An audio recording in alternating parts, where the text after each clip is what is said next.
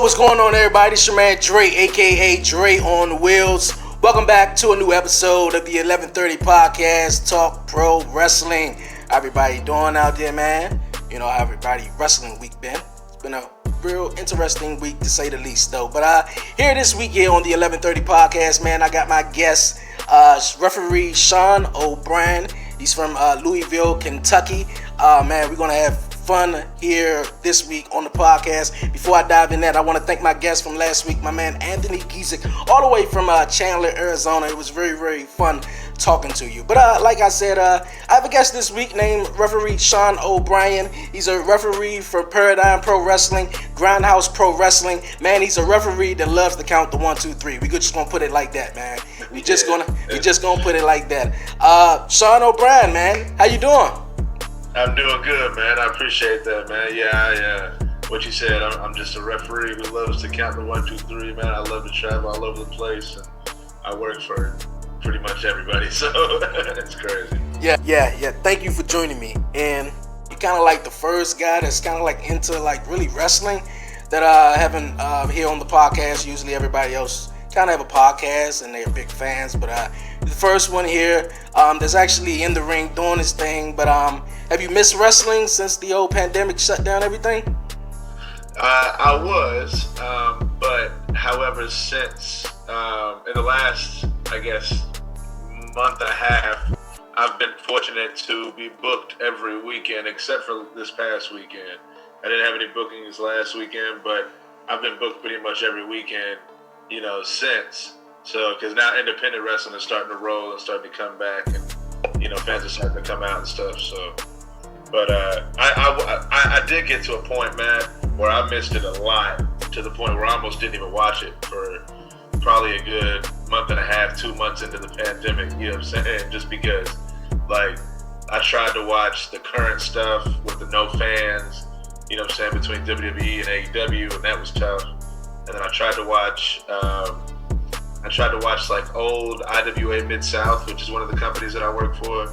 And like, if you don't know anything about IWA Mid-South, man, they got a storied history. Like, guys like Kevin Owens and Seth Rollins and, Cesaro and all those guys, like they got their start, at places like IWA. And then AJ Styles, guys like that, they all have wrestled for IWA at some point in their career. So like I was going back and watching some old stuff like that. It was making me miss it. Then I tried to watch some old stuff that I've done personally, you know what I'm saying? Because I've been repping since 2017, man. I've been a part of some pretty crazy matches. I know we was talking off the air, and I was telling you some of the stuff I've been a part of. And so I was trying to watch some of it, and just all of it was just like, I just miss it.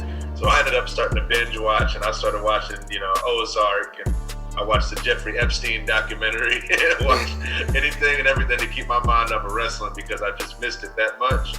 But fortunately, we're back in the swing of things, and wrestling is starting to make a slow comeback as far as independent wrestling goes. So.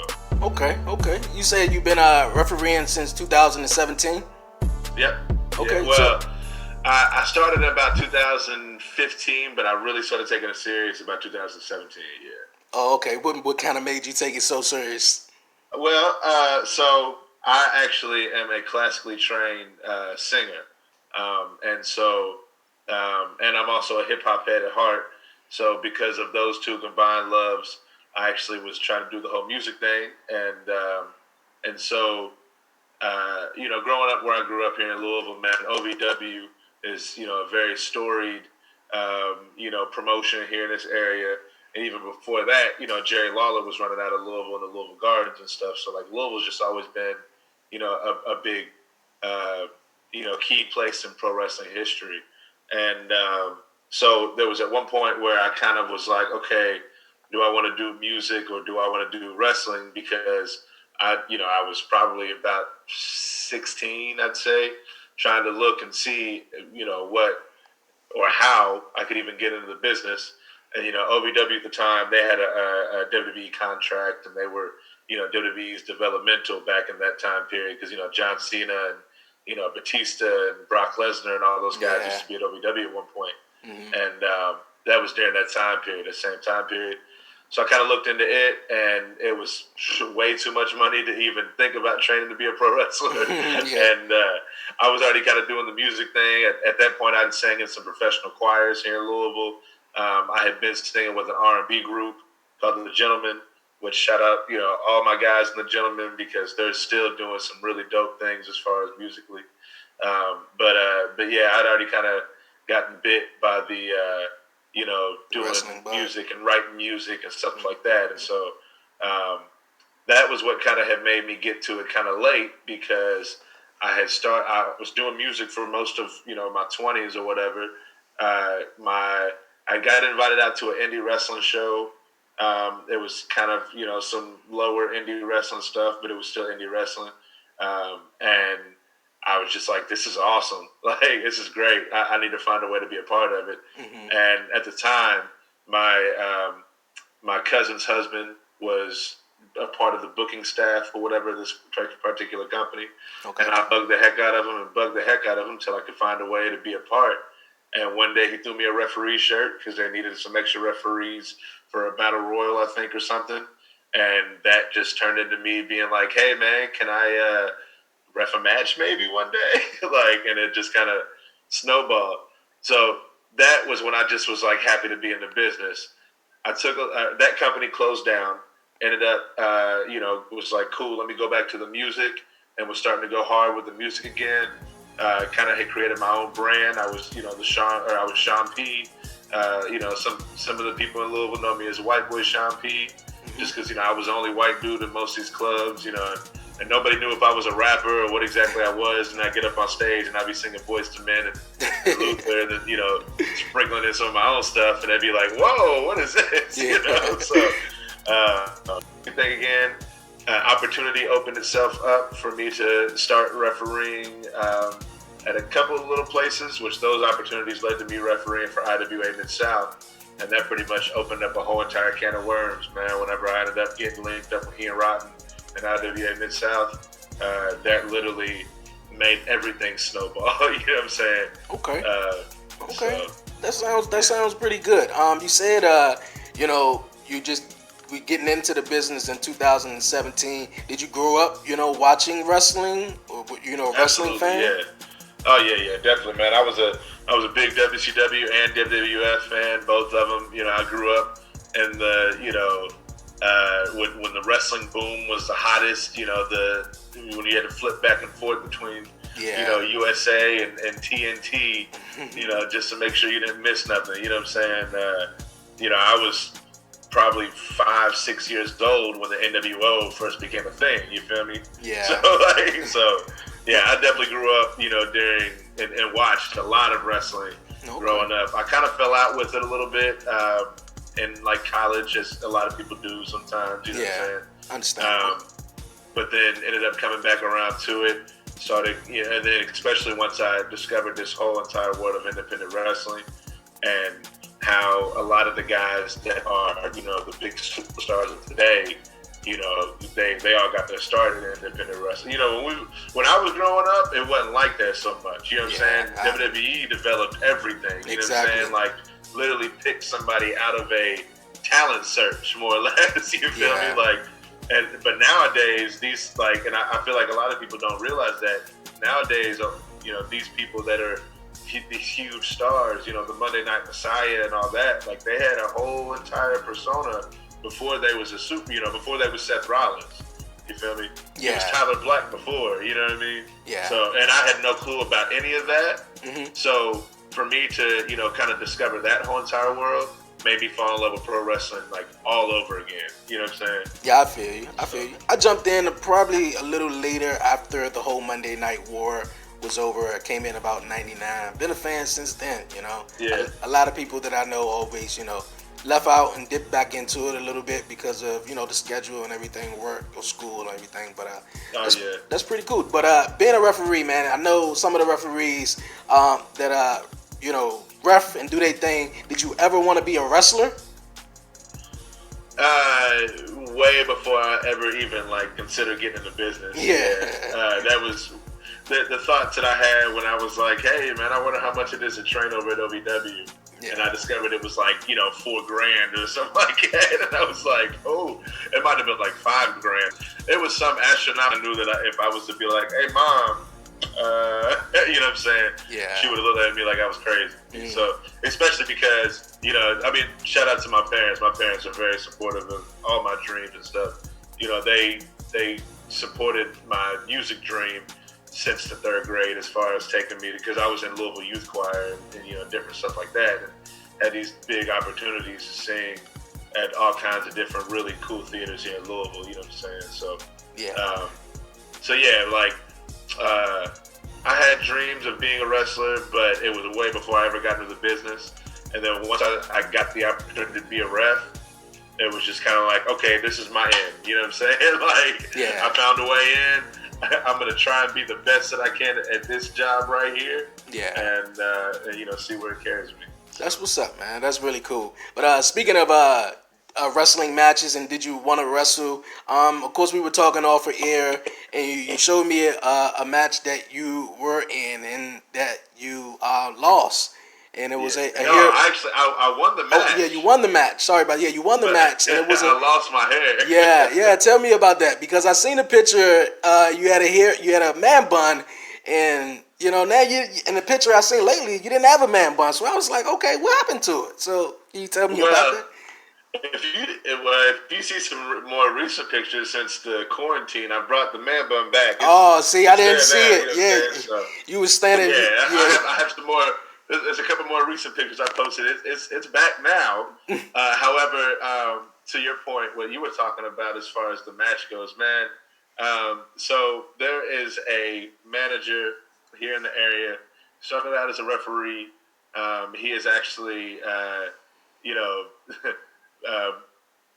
behind the scenes, he's one of a close brother of mine, if you will. But as you know, brothers fight, and so he was acting quite dastardly as a referee. I was having to correct him in front of the crowd in quite a few number of occasions, to the point where he ended up challenging me in a 4-on-4 match where the winner basically is a senior referee of IWA Mid-South. Oh, wow. So I ended up pinning him after I picked his big ass up and body slammed him and dropped the Hulk Hogan leg drop. I ended up pinning him, got the 1, 2, 3, and then him and his little cronies decided to jump me with a chair, gave me a curb stomp onto said chair, got the scissors, and sure enough, cut my man butt off, which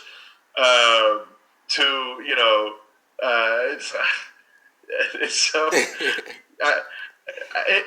the man bun, it kind of somewhat it became a persona, and which I kind of, that was but to go behind the curtain or whatever, that's kind of why I decided to cut it off, was because the man bun was starting to become you were getting more over than referee Sean. Yeah, you feel me? Yeah, people were starting to know me more as referee Man Bun than they were referee Sean P. Yeah, or Sean O'Brien or whatever I was wanting to call myself. The referee Man Bun was a monster that kind of had got created by the fans, but it became bigger than even I could control. And I knew that when I had announcers at shows that were like, "And you're referee Man Bun," and I was like. Nah, I don't like it. Like you're getting over more than the wrestlers, huh? Yeah. Well, see now, don't say that. But there were some instances, man, where like the man bun would get a bigger reaction than whatever the match was going on, and I didn't even like that. Just because as a referee, you know what I'm saying, I'm old school. I like to to be invisible, exactly, unless I'm needed to to be seen. You know what I'm saying? Yeah. So and not only that, but I was also trying to take this up a whole nother notch, like a whole nother level, level up and stuff, see where I could take it as far as maybe getting a job, a contract, whatever. And that was kind of my 2018 into 2019, because it got cut off. I think it was WrestleMania weekend. After WrestleMania week, I went up to WrestleMania for my first WrestleMania week. It was 2019. ended up coming back home, and I had that match, and it got chopped off. And so I was just like, all right, so we're gonna take this, take this hard. I'm gonna start doing this, that, and the other, and opportunities kind of nothing really opened up. You know what I'm saying? So nothing really happened from it. And then from the advice of my girlfriend here recently, she was just kind of like, yo, so like you have this brand and like it helps you get booked because there's bookers that know me as referee Man Bun. Yeah. And they forget that my name is referee Sean, but they're like, oh yeah, referee Man Bun, we need to use him. You know what I'm saying? And so also too, I had T-shirts made up. Oh wow! Oh, see, I see why they beat you up after that match, man. For a reason. You got T-shirts, man. You got a man bun. You over. You over. I had all that. So my girlfriend was just like, yo, like you have this whole entire brand. Like, why don't you use it to your advantage instead of thinking it's a negative thing? And then once you get the full-time job, then you could cut it off if you need to. Or if they don't care about you having man bun, you can rock the man bun. You know what I'm saying? And I was just like, you're right. Like, take it kind of every day at a time. You know what I mean? See where it leads.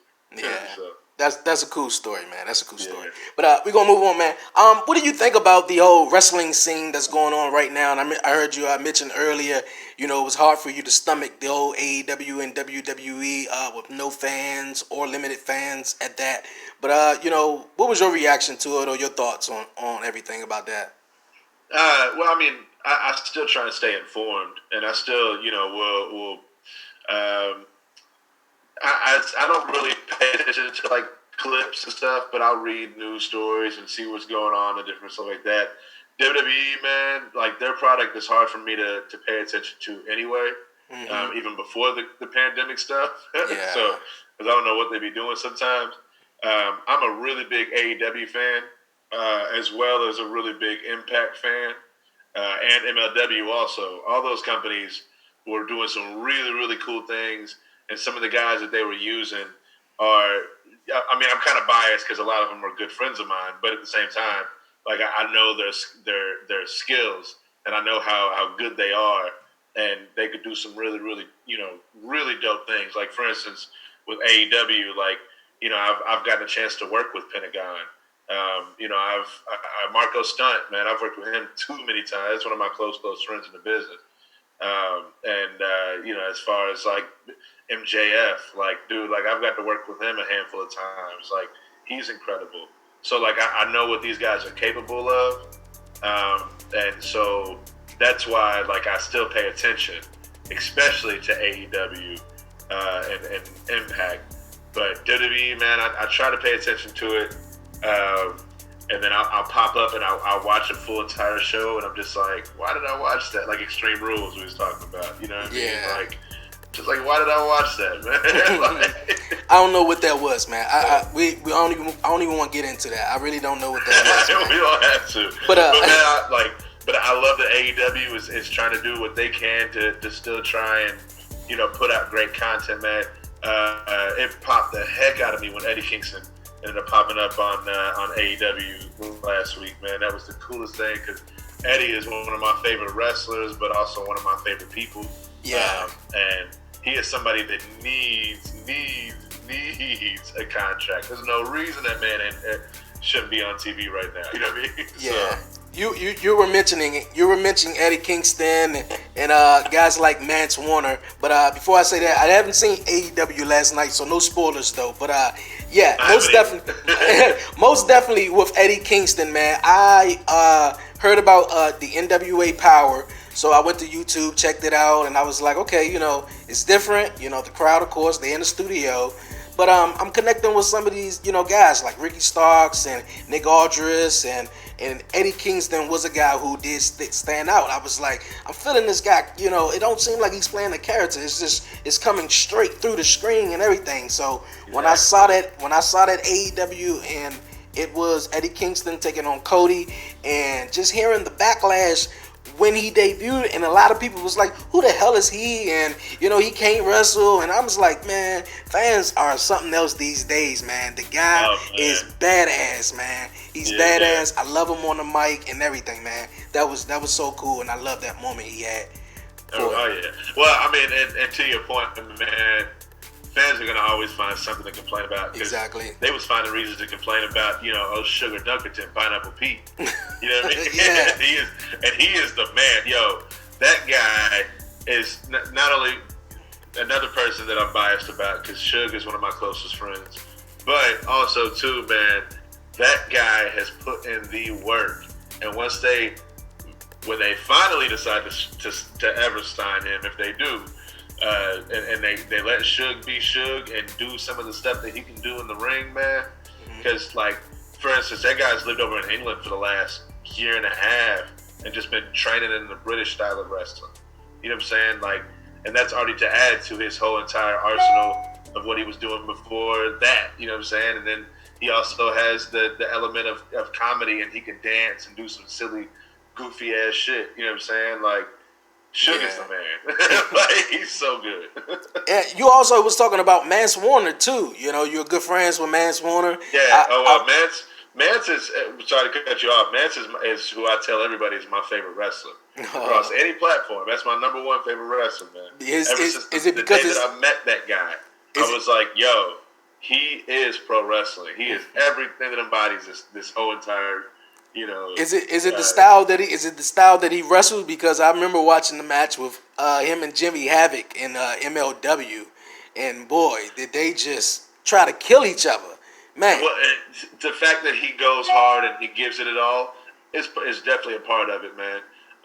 But more than anything, it's his character and how he develops it. He is literally just the. He's somewhat of a new age Dusty Rhodes. If Dusty Rhodes and Stone Cold Steve Austin had a baby, you know what I mean? Like, okay, yeah. So, but then at the same time, like, he is also stuff that he has done to build his whole entire everything about him, leading up until where everybody has started to see him more now on MLW. Like, when he was doing stuff on the Indies, man, he had a huge run as IWA Mid-South champion. And that was where I refereed Mance Warner versus Matt Riddle. It was during his championship run here at IWA Mid-South. Then he went up to CCW up on the East Coast, won their championship, and kind of carried CCW on its back when a time period where a lot of independent fans think the CCW is kind of dying. And then from there, he ended up going to a couple other companies and this and that, got signed by MLW. And then that was where his buzz really started to kind of take off after that. But just his whole entire, because I've literally been working with that guy. I want to say he was only maybe 2 or 3 years in the business whenever I first started working with dude. And now to see where he's at, just 3-4 years later is crazy, man. That's cool. That's really, really cool. You also said you're a big fan, of course, of Impact Wrestling. I just started getting back into Impact Wrestling after the news. Well, not just because of hearing that Luke Gallows, Carl Anderson, EC3, and those guys like Eric Young returning back to Impact and stuff. But I haven't been watching lately, though. But the stuff I have been watching is pretty good, though. Any standout people that I should look out for? That yeah, there's definitely all kinds of really, really awesome people on Impact. The Rascals are super talented, man. Fun fact about the Rascals, they actually, I don't know how out there this is, so this may be like a little scoop, but they actually used to do motion cap for like WWE games. Oh, wow. Back in the day, just because their acrobatics were so, like on point that they would do, motion cap. But yeah, man, the Rascals are some guys that I've worked with quite a few times. All three of those guys, and they continue to impress me just because they're so athletic and they do some crazy things. There's a guy that I work with on a regular basis that he's one of my favorite people in the business. There's a guy named Larry D. Larry D just recently got signed. Him and Ace Romero are in a tag team called Triple XL.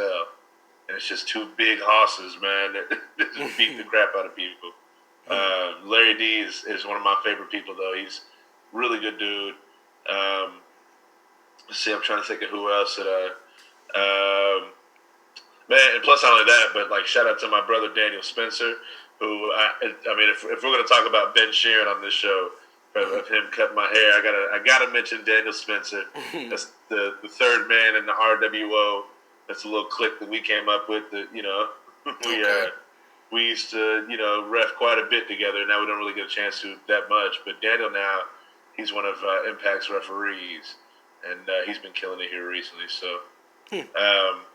See, trying to think. There's plenty of other names that I could think of that I'm just I'm spacing out right now. Hey, my head. It's cool. It's cool. I'll catch up on some Impact Wrestling though. But definitely, man. Impact is definitely doing some cool stuff, man. I did get to watch Slammiversary, and Slammiversary was really, really good, man. I heard that was pretty good. I heard that. Yeah. But any wrestlers though that is working on the independent scene to look out for? Oh man, there's all kinds of people I could tell you about to look out for. Man, there's one guy who I'm going to tell you about who, whenever we was talking earlier, because we got a chance to talk about Mance Warner and Eddie, but that third guy that I had mentioned I told you my favorite wrestlers. We were talking about it off air. There's a guy named Aaron Williams. Aaron Williams has won the Ted Petty Invitational twice, which is a super prestigious tournament, and if any of your listeners don't know what the Ted Petty Invitational is, it's, man, just look up the 2004 Ted Petty Invitational and read all the list of names that's in that tournament, and you'll be like, whoa. People like Cesaro, Austin Aries, AJ Styles was in that. I know Eddie was in that. Let's see, 2004 TPI. Chris Sabin and Alex Shelley both were in that. Just the list of people that was in this tournament is just ridiculous. The Ted Petty Invitational is a huge, prestigious tournament, and Aaron Williams is the only person to win it twice back to back. But not only that, man, like, dude has been wrestling for about close to 20 years, and he has had literally like the best matches with almost anyone and everyone you could think of on any level. You know what I'm saying? As far as like from WWE all the way down. And I've been fortunate to referee a lot of those matches. So Aaron Williams and Matt Riddle, that was a thing. Aaron Williams and Jeff Cobb was a really great match. Aaron Williams and there was a match, Aaron Williams and Al Snow against, I think it was like Eddie Kingston and Homicide. Crazy matches, man. Okay. But yeah, Aaron Williams is one of my favorite wrestlers, just because he is somebody that definitely should be a millionaire, and hardly nobody knows enough about him. So Aaron Williams is definitely one to look up. Okay, man. Okay. Well, man, I'm glad you're here to joining me here on the 1130 podcast, Talk Pro Wrestling this week. My guest, my man, Referee Sean, a.k.a. Referee Man Bun. Stick around, man. Don't go nowhere. I'm going to take a quick short break, and we'll be right back here on the Talk Pro Wrestling. When it comes to growing your podcast, it's tough to know where to start. That's why Anchor gives podcasters the tools they need to make each episode better than the last. Now, Anchor Analytics includes new stats from Spotify to help you better understand who's listening and what they like about your show. With charts that let you see how far people are making it into each episode and where they're dropping off, you can plan your podcast around the content that performs best. Hover over to see how many people are tuning into specific segments, and learn what hooks your audience by comparing the average listening time across multiple episodes. Using anonymized demographic data from Spotify, take a granular look at the age and gender of your listeners to start tailoring your content or targeting new audiences. Track analytics from multiple platforms and Spotify insights. Everything you need to grow your podcast, all in one place with Anchor. Yo, you you guys? Welcome back here to the 1130 podcast, Talk Pro Wrestling. And of course, I got my guest here, Referee Sean O'Brien, aka Referee Man Bun. He is in the building here, man. I appreciate you joining me. Before we get there, you guys, man, if you're joining me on YouTube, don't forget to hit that subscribe button. Also, if you're joining me wherever you listen to your podcasts, don't forget to follow me, subscribe, leave me a 5-star rating, man. I appreciate it so much. But like I said, my man Sean O'Brien is in the building, man. He refereed from all over the place. Grindhouse Pro Wrestling, Paradigm Pro Wrestling, in your house, my house, her house, whoever house, man. He's refereeing. He's counting to 1, 2, 3. But Paradigm Pro Wrestling had a wrestling event last Friday, which you was the referee in the main event. And I seen your post congratulating your buddy Freddie Hudson. Can you tell me about that event? And also, Freddie? That's right, man. Yeah, it was so incredible on so many levels. So, first and foremost, to go behind the curtain a little bit, behind baseball, whatever they call it. Freddie didn't know he was winning that championship. So, which made it even more special because literally, as I counted the 1, 2, or no, my bad, because it was, so the show was on the Heavy Hitters Tournament, which some of the matches were under UWFI rules, which UWFI is a style of wrestling that was popular over in Japan, where it basically mixes like pro wrestling with mixed martial arts. And all the matches only end in tap out, knockout, referee stoppage, all that deal or whatever. And it's supposed to look like an actual real competition. They have a point system and all that whole nine. So Freddie, the championship match was under the UWFI rules. And I was told in the back, hey, this is what's going to actually happen, but Freddie doesn't know that. So when the deal went down and Cole had tapped out, because Cole Radrick, let me shout him out. He was a great champion, man. He was champion for over a year. When Cole Radrick ended up tapping out, and I jumped in there to break him up real quick. And I looked at Freddie, and I said, you won. And he still hadn't got it yet. And I said, bro, you're the champion. And his eyes get real big. And it looked like he was about to cry. And he ended up backing up into the corner just because he was kind of shocked. And that was, if you look on my Instagram, there's a picture where I'm handing him the belt and he's back in the corner, and it was because that was that moment right there, and I was just like, "You're the champion now," and he was so shocked, man. And it was just one of those moments where it's just like, this is why you do this, you know what I mean? This is definitely the moment, because Freddie Hudson, man, that guy is a dude who I've literally seen since he first started training. Grindhouse Pro Wrestling is a school that I kind of help out with, and he was in like their first class of students, I want to believe. Like he was, one of their day ones, and it's crazy to see, him get these huge opportunities, like winning a strap on that show was actually streaming on IWTV, and for him to get that opportunity and and to win on such a big platform, man, it was pretty special. That's what's up, man. That's what's up. But here on the podcast, man, I try to give my viewers and my listeners, man, something to tune in for. But hey, referee Sean O'Brien, I think I got a surprise for you, man. I think somebody want to say something to you. What's up? You guys hear me? Hey, what up, champ? Hey, what's up, Sean? How you doing, bro? Good, man. How are you? Man, we were just talking about your big win this past weekend, man, and that whole moment encapsulating itself, and yeah, man, it was special. It was, man. It was special to me, and it was great to have you as my referee in that match too, man. It was just mind blowing that I won. It was like, I was telling him, I was like, behind baseball, you had no clue. You know what I'm saying? Yeah. Like, and how we got one over on you and all that stuff. My bad, not to take over your interview, man. No, it's good. It's all good. I want you to tell them. I want to hear how you felt, man, when I told you, like, you're the champion. What was your reaction? Man, like, I watched it back on IWTV, man, and, like... You wasn't ready. I was not ready at all. I was so shocked, because when Cole tapped it, I was like... In the moment, I was like, all right, I'm done with this match and everything. Right. And then, like, I was like, what? Sure, it was Sean. He was like, your chair. I said, what? I backed up. I said, oh, man.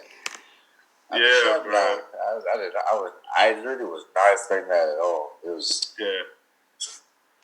Well, I appreciate Freddie Hudson here joining me on the 1130 podcast, man. Just like my man, Referee Sean, a.k.a. Referee Man Bun, was saying, man, you came champ. You know, how did it feel? It felt good, really. Like, after the match was over and the match when I got back to the back and everything, my mind was somewhere else, man. I could not tell you, like, what was going through my head. I was talking to Lee Moriarty, like, recently, and he was telling me, he was saying the same thing, that he didn't know, he was shocked that I didn't even know about it. And I was like, yeah. And he said that he was trying to congratulate me, but my mind was somewhere else. But somebody told me he was crying. No, I ain't gonna lie. I almost did after the match was over. I almost cried. I had it back. I was like, I can't cry. I wouldn't blame you, bro. Hey, yo, real talk, man. Like being the Paradigm champion right now at a time when Paradigm is killing it, man. It's a big deal, bro. Like I was super happy for you. There's a picture somewhere. I couldn't find it, man. But there's a picture of me holding your hand up when you won the Grindhouse Championship.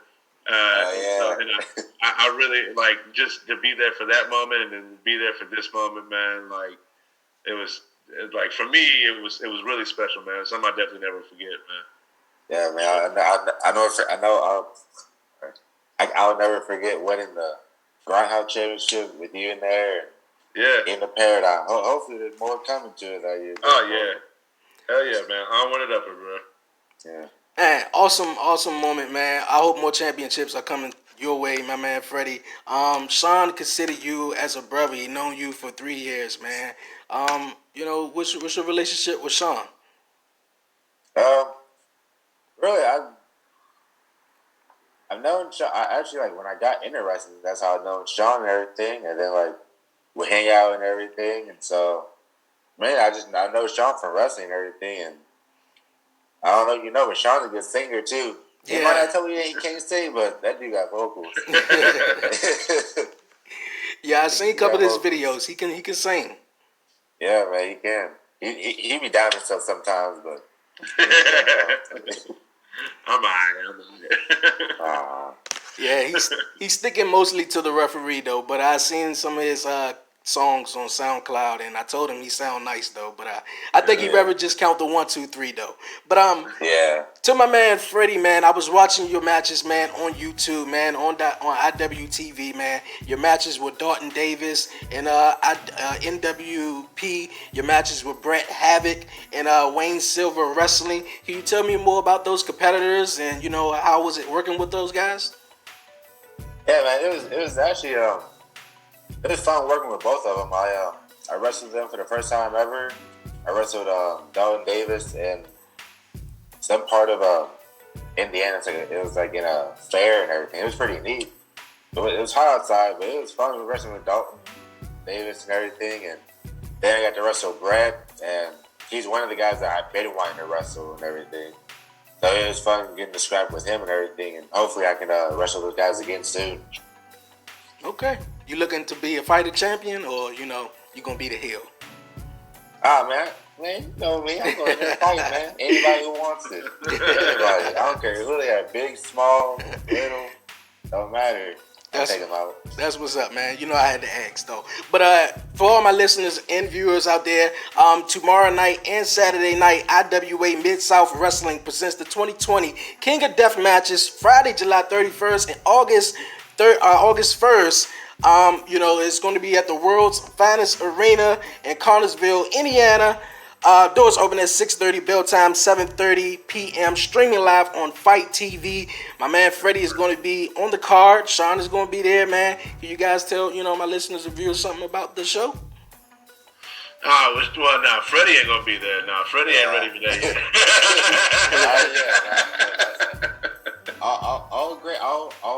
All will to the guy who do it, because they got some hard doing it. But that ain't Freddie's cup of tea. Yeah, man.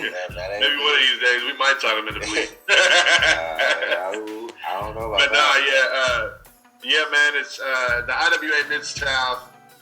Whereas they are known for like I was saying earlier, some of the guys that have been through there and different stuff like that. They're also known for their deathmatch history.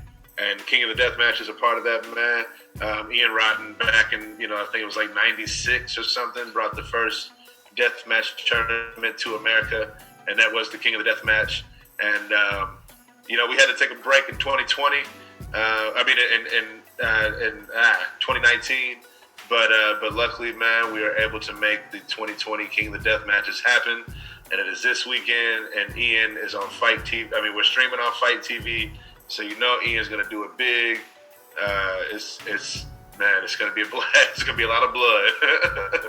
Okay, all right. I got that wrong. Freddie's not gonna be there, right? Yeah. Okay. Yeah. I seen something that you were on something though. But when's your next wrestling event where guys can catch you though at, Fred? My next event is August 15th. Hopefully it doesn't get canceled. It'll be in Homers, Illinois, for United Wrestling Coalition, and then I have AWR in Indianapolis, Indiana on August 23rd. It'll be me and Spider Miles Morales versus Nolan Edwards and his partner Dylan. Yo, I forgot you're on that. That's right. Yeah, I work for AWR now. Yay! I'll be at AWR also. Awesome. Man, before we wrap it up here, man, Fred, man, I seen your match last night with Power Ranger. Can you tell me about him? Can you tell me about before you tell me about him, man? I was spending like 30 minutes on YouTube trying to figure out his theme song because I was like, man, that song rocks, man. But can you tell me about him though? Yeah, I can tell you, man. The Power Ranger. The Power Rangers, something, man. Like, people might not like the Red Power Ranger. I really don't like the Red Power Ranger.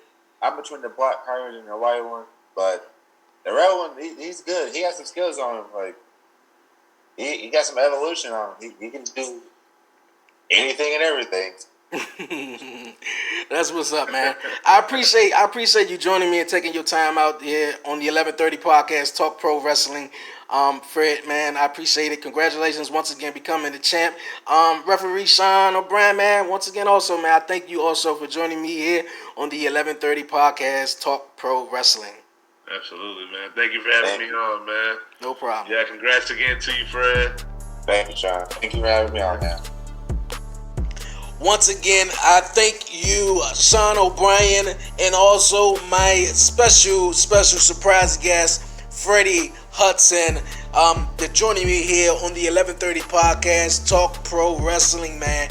Once again, shout out to my man, Freddie Hudson. He's the new champ, man. Paradigm Pro Wrestling, man. Keep killing it, man. Keep killing it. Also, Sean O'Brien, referee Sean O'Brien, man, I thank you for also joining me here, man. Keep counting the 1, 2, 3 and keep killing it, man. Don't let them take your man bun again this time. But you guys, man, another week is in the book. Another episode is in the book, man. I thank y'all for joining me, man. Don't forget to follow me. Don't forget to leave a review, 5-star rating. Also subscribe to the 1130 podcast on YouTube. Don't forget to follow me on Instagram at the 1130 podcast, like the 1130 podcast on Facebook. Follow me on Twitter at Dreonwheels, man. And man, this is the 1130 podcast, Talk Pro Wrestling, and I'm out.